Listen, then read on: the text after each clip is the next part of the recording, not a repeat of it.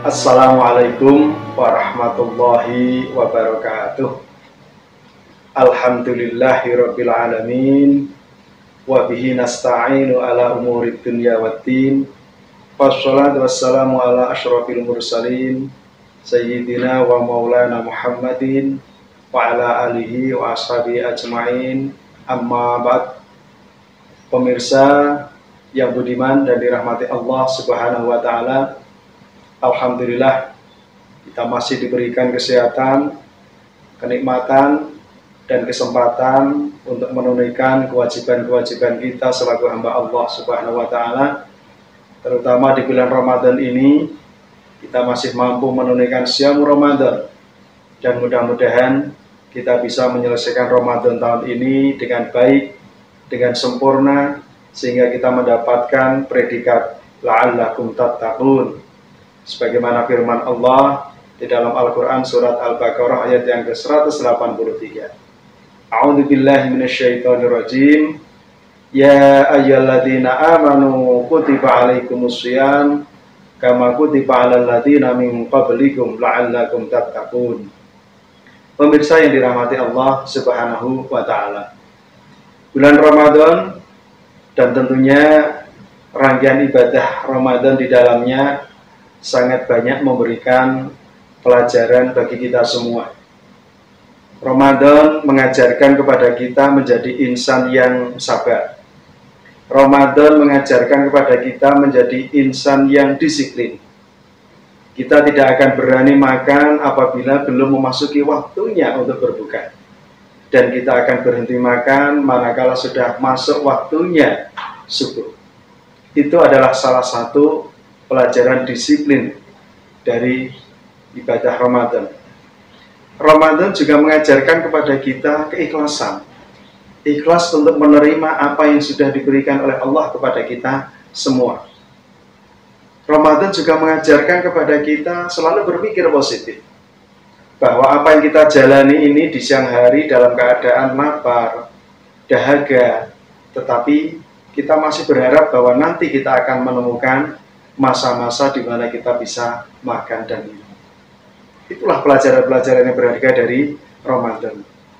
Manakala kita menjadi manusia yang selalu berpikir positif, maka apapun yang kita hadapi itu akan menjadi sebuah peluang untuk mencapai sebuah keberhasilan. Baik itu keberhasilan bagi kehidupan dunia maupun keberhasilan untuk kehidupan di akhirat. Pemirsa yang dirahmati Allah Subhanahu wa taala, ada satu kisah atau satu cerita. Mungkin ini hanya cerita inspiratif, tetapi kita bisa mengambil manfaat dari cerita ini. Yaitu diceritakan seorang ayah yang memiliki dua orang anak. Nah, pada waktu si ayah ini sakit, maka dia berpesan kepada dua anaknya. Pesan kepada duanya anaknya itu hanya dua saja, dan pesannya sama. Pesan yang pertama adalah, wahai anakku, janganlah engkau menagih hutang.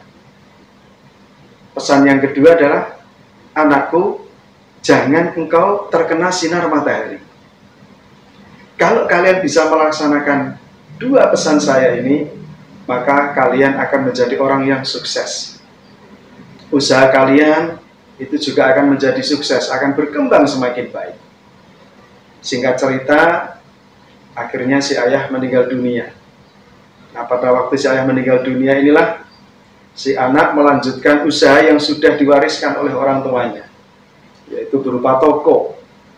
Sementara si ibu kembali ke kampungnya, meninggalkan anak-anaknya untuk hidup bersama dengan keluarganya.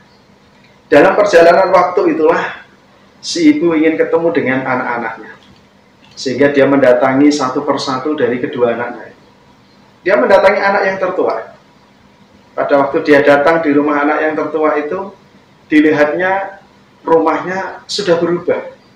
Tetapi perubahannya itu perubahan yang tidak semakin baik, tetapi justru semakin tidak baik. Sehingga si ibu bertanya, wahai anakku, apa yang terjadi dengan kehidupan kamu? Dulu kamu mendapatkan warisan toko dalam keadaan besar, dagangannya banyak, tetapi kenapa sekarang toko kamu barangnya habis? Si anak menjawab, Ibu, saya mengalami ini karena menjalankan pesan dari ayah. Apa pesan ayahmu? Pesan ayah hanya dua. Yang pertama, jangan menagih hutang. Nah, terus apa yang kamu lakukan? Nah, yang aku lakukan, ya setiap kali ada orang belanja di tempat saya dan dia berhutang, maka saya selamanya tidak akan pernah menagih hutang itu. Sampai orang itu nanti akan mengembalikan utang dia sendiri kepada saya. Tetapi ternyata itu dimanfaatkan oleh mereka-mereka orang-orang yang tidak bertanggung jawab. Sehingga berkuranglah dan habislah modal saya itu. Terus yang kedua, saya dipesan supaya tidak terkena matahari. Maka setiap kali berangkat, saya harus mengendarai mobil dengan biaya yang tidak sedikit. Sementara modal saya juga semakin berkurang. Itu yang menyebabkan usaha saya semakin terpuruk seperti ini. Sang ibu berpikir, ini ada hal yang tidak tepat yang dilakukan oleh anaknya. Selanjutnya si ibu menuju ke rumah anaknya yang satu lagi. Dilihatnya yang satu lagi ini rumahnya berbeda. Semakin besar daripada rumah dulu yang pertama kali diberikan kepadanya.